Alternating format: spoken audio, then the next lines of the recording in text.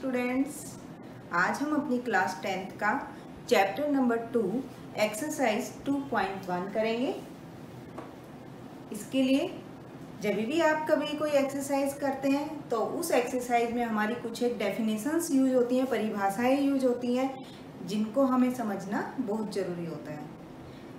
मैं यकीन करती हूँ कि भी आपने पेन और नोटबुक अपनी ले ली होगी, ताकि जो भी इम्पोर्टेंट चीज़ें यहाँ पे बताई जाएंगी आपको, वो आप साथ में नोट डाउन करते चलेंगे। जिन डेफिनेशंस को हम पढ़ेंगे, ये ज़रूरी नहीं कि जो बुक में लैंग्वेज लिखी हुई है वो ही लैंग्वेज हम अपने एग्ज़ाम में लिख के आएँ। सबसे ज़्यादा ज़रूरी होता है कि उन लैंग्वेज को, जो भी आपके पास डेफिनेशंस दी हुई हैं, उसमें हमसे कहा क्या गया है, उसको समझना ज़रूरी होता है। फिर उसको अपनी भाषा में अगर आप एग्ज़ाम में लिख के आएंगे तो आपको अच्छे मार्क्स मिलेंगे। तो आइए कर लेते हैं। हमारी फर्स्ट नंबर पे है हमारे पास बहुपद। हम यहाँ पर बहुपद के बारे में पढ़ रहे हैं, मीन्स पॉलिनोमियल। पॉलिनोमियल्स में क्या कहा हुआ है कि ऐसी पॉलिनोमियल किसको बोलते हैं आप, जिसमें px आप किसका कॉम्बिनेशन लेते हो, यहाँ पे a0 plus a1x plus a2x square and some आपका an xn, इसके रूप में हम लिखते हैं। और जो ये हमारे a0, a1, a2, an है, ये हमारे क्या होते हैं, वास्तविक संख्याएं होती हैं। वास्तविक संख्याएं हमने पढ़ी हुई हैं, जो आपका -∞ से +∞ तक आपकी उसकी रेंज होती है, और उसके अंदर आपके पास परिमेय और अपरिमेय दोनों संख्याएं आती हैं, वो हमारी वास्तविक संख्या कहलाती है। इट मीन्स ये जो इन्होंने यहाँ ये जो लाइन लिखी है a0, an वास्तविक संख्या है, इसको हम दूसरे रूप में क्या लिख सकते हैं कि आपका जो a0, यहाँ लिख लेते हैं हम a0, a1 up to an, ये हमारा किससे बिलोंग कर रहा है, R से। मतलब कि वास्तविक संख्याओं में से हमने ये नंबर्स उठाए हैं अपने, और जब इन नंबर्स को हम x के साथ गुणा करके और उनका सम करते हैं, x की जो घात है, पावर है, आप उसको इंक्रीज करते जाएंगे। यहाँ x की घात आपने 0 ली हुई है, यहाँ x की घात 1 है। इसी तरह आप नेक्स्ट में जब लिखेंगे तो x की घात 2, और लास्ट में आप लिखेंगे x की घात n।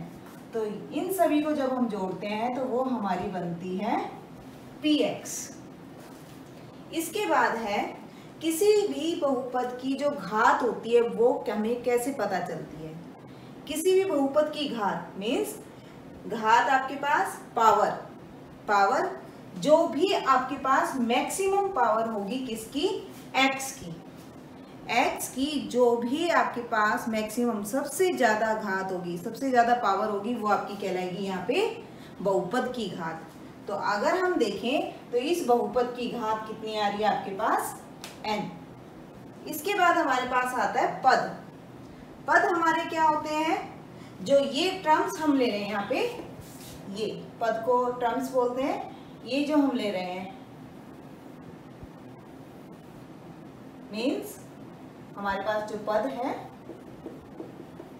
वो क्या होंगे, a0, a1x, an xn।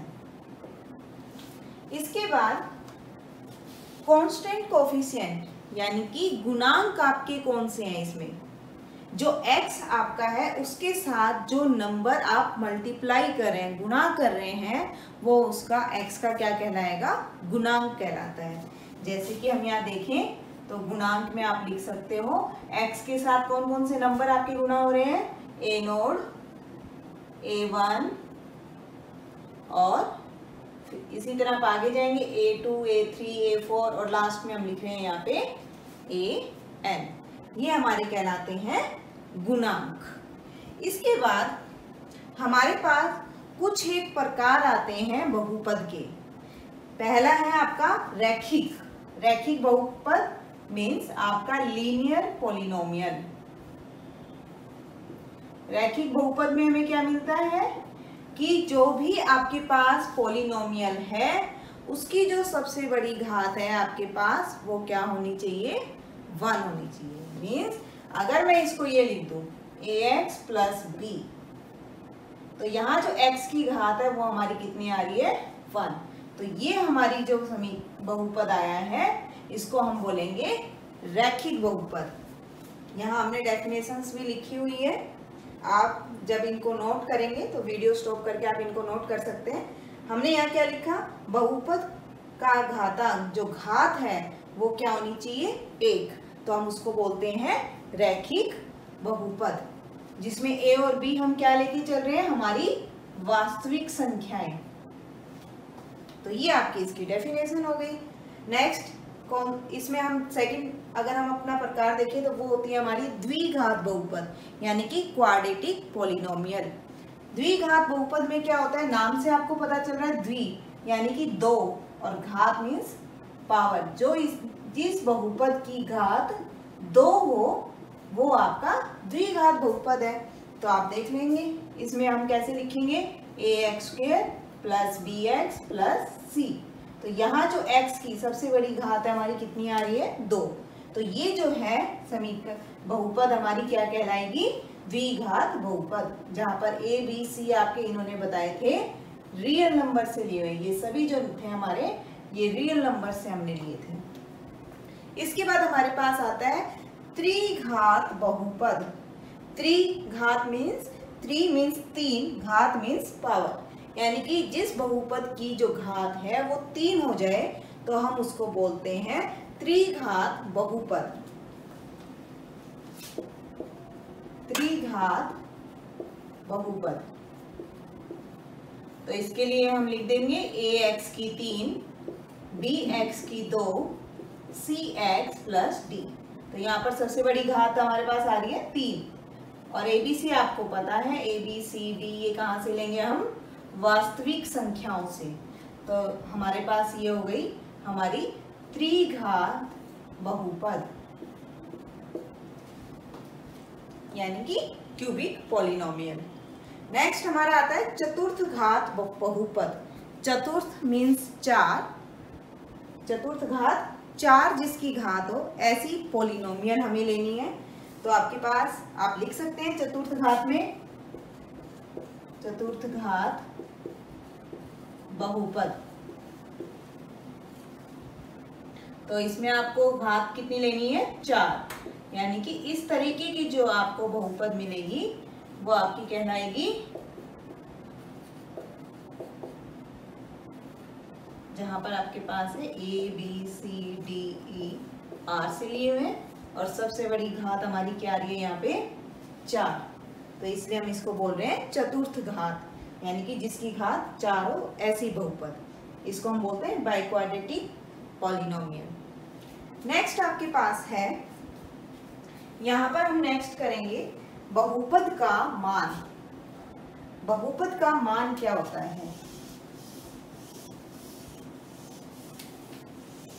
बहुपद का मान यानी कि अगर हमारे पास कोई बहुपद है जिसके अंदर x का मान, अगर हम कोई भी हमारा जो कांस्टेंट है अल्फा, x का मान जो है अल्फा से हम चेंज कर दें तो जो हमें फिर बहुपद मिलेगा वो हमारा कहलाएगा बहुपद का मान। तो आप इसके लिए लिख सकते हो यहाँ पे डेफिनेशन, जैसे कि मैंने बताया कि आपको डेफिनेशन का मतलब समझ में आना चाहिए, उसके बाद आप उसको अपनी लैंग्वेज में भी लिख सकते हैं। बहुपद का मान, तो इसमें हम लिखेंगे px जो है बहुपद है, बहुपद x में है तथा x के स्थान पर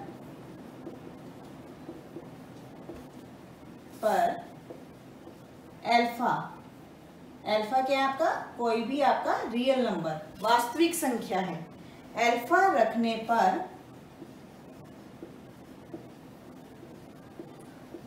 जो बहुपद, जो संख्या, जो बहुपद की जो संख्या मिलेगी हमें, संख्या मिलती है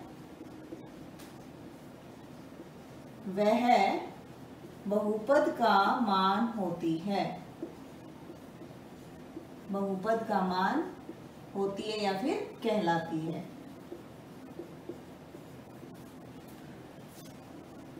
जिसे हम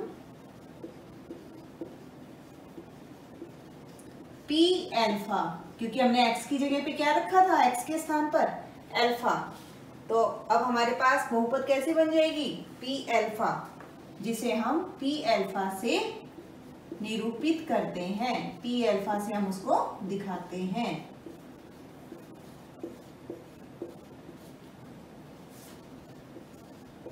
इसके बाद है आपके पास बहुपद का शून्यक।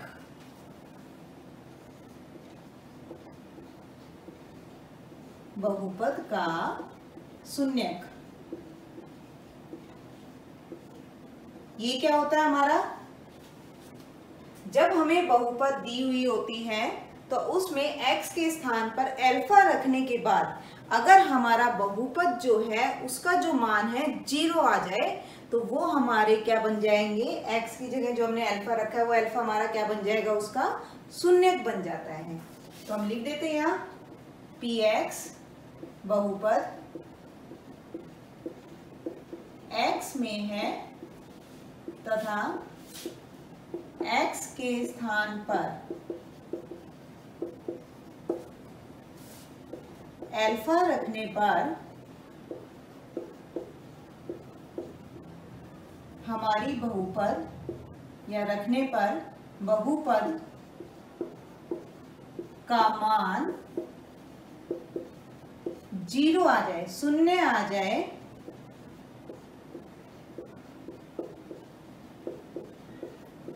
तब अल्फा बहुपद का शून्यक कहलाता है, शून्यक कहलाता है।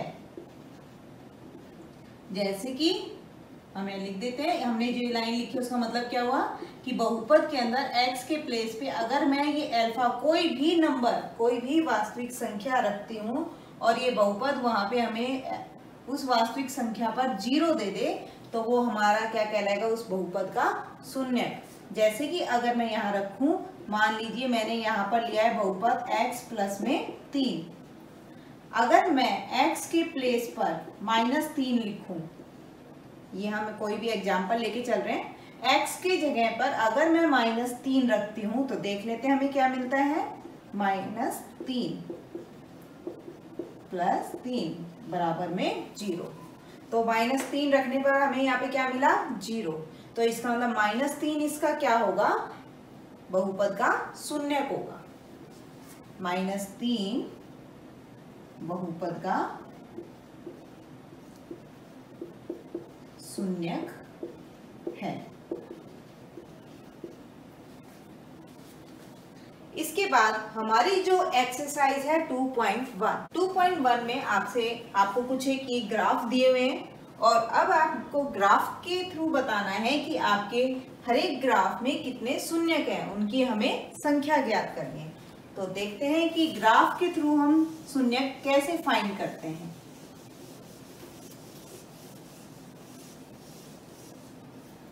फर्स्ट आपके पास गिवन है x, x dash, y, y dash, और ये जो हमारा होता है ये कहलाता है हमारा सेंटर पॉइंट, जिसको हम O मान रहे हैं, जहां पे ये दोनों रेखाएं जो है आपस में कट करती हैं, उस पॉइंट को हम बोलते हैं केंद्र। यहाँ ये जो आपका x होता है, यहाँ पर हमारे ये x एक्सिस कहलाती है, x अक्ष कहलाती है, और ये हमारी y अक्ष कहलाती है। x अक्ष में 0 से x, यहाँ पर हमारे प्लस के नंबर्स आते हैं और यहाँ पर हमारे माइनस के नंबर आते हैं। इसी तरह अगर हम ऊपर की साइड देखेंगे तो ऊपर प्लस के नंबर्स आते हैं और नीचे आते हैं माइनस के नंबर। अभी हमसे पूछा गया है कि आपको ऐसा अगर कोई ग्राफ मिलता है तो आप ग्राफ देख के क्या बता सकते हैं कि इसके शून्य कितने हैं। तो यहाँ हम लिखेंगे पहले में कि एक भी शून्यक नहीं है, क्योंकि रेखा एक्स अक्ष को नहीं काटती। तो शून्यक हमें कैसे पता चलता है? यहाँ पे अगर आपकी जो ये एक्स लाइन है, जो रेखा आपको दी हुई है, वो इस एक्स लाइन को कितनी बार कट करती है या टच करती है, जितनी बार ये इसको कट करते हुए जाएगी उतने ही आपको क्या मिल जाएंगे? इसके शून्यक। तो आपने देखा कि ये लाइन तो हमारी y पर से सीधे जा रही है, x को एक बार भी इसने टच नहीं किया, एक बार भी नहीं छुआ है, तो इसका मतलब हमारे पास यहाँ इसके शून्यक कितने होंगे? 0, एक भी शून्यक नहीं है। इसी तरह अगर हम 2 में देखें तो 2 में हमें दिया हुआ है ये वाला graph 0 x x dash y and y dash. आप देख सकते हो कि x वाली लाइन हमारी ये है और यहाँ पर ये जो लाइन आपको दी हुई है ग्राफ में, ये कितनी बार कट कर रही है x को? एक बार। इट मीन्स यहाँ पर क्या है? एक शून्यक है, क्योंकि रेखा x अक्ष को एक बार काटती है।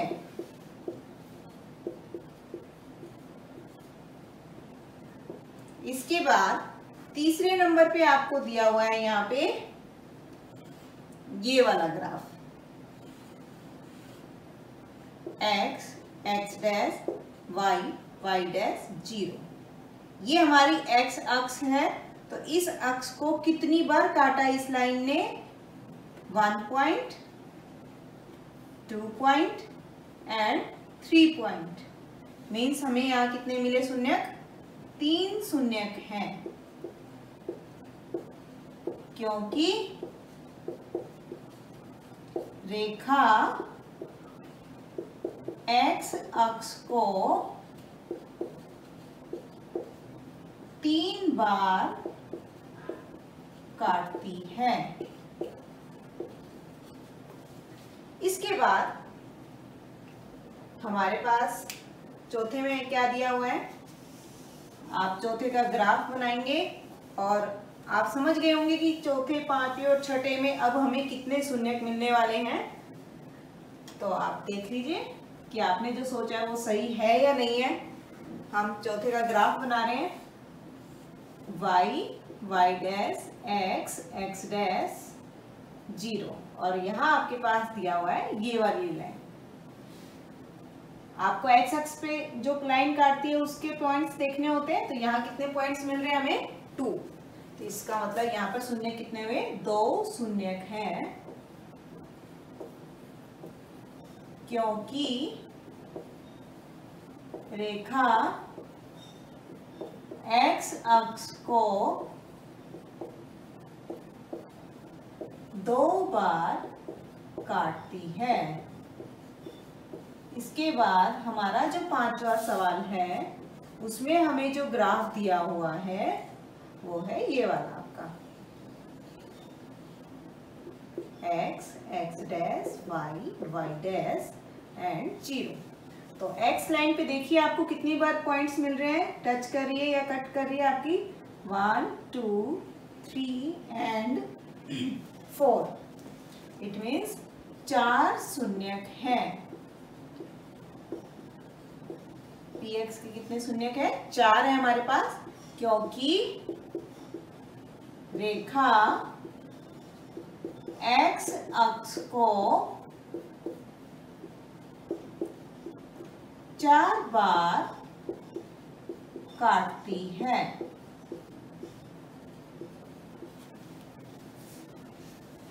लास्ट हमारा है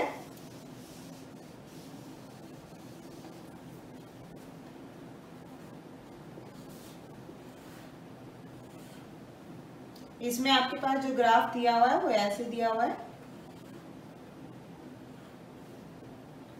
x dash x 0 y y dash. तो यहाँ पर हमारे पास कितनी बार टच किया एक्स लाइन को, 1 time, 2 time and 3 time, means 3 शून्यक हैं।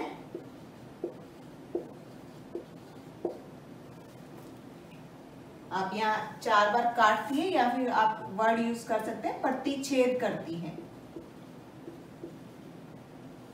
प्रतिच्छेद करती है, जैसे आपको सही लगे आप ऐसे लिख सकते हैं। यहाँ पे 3 शून्यक है, क्यों?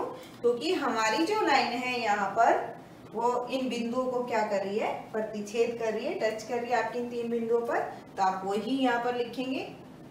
तो हमारी एक्सरसाइज 2.1 में इतना ही था। एक सवाल आपके लिए, आप उस सवाल में बताएंगे कि आपके पास कितने शून्यक हैं और उसका आंसर आप कमेंट बॉक्स में देंगे। तो आज का आपका सवाल जो है वो है, आपको ये ग्राफ गिवन है x, x dash, o, y, y dash. तो यहाँ पे ये मैं आपका ग्राफ बना रही हूँ।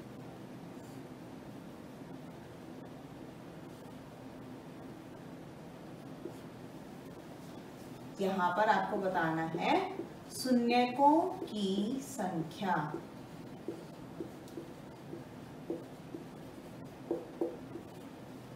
ज्ञात कीजिए, ये सवाल है आपके लिए।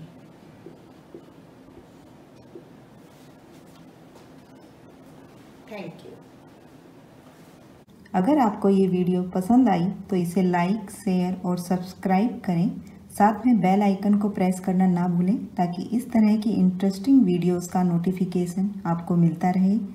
अगर टॉपिक से रिलेटेड कोई भी डाउट आपको है तो कमेंट सेक्शन में कमेंट कर सकते हैं। Thank you.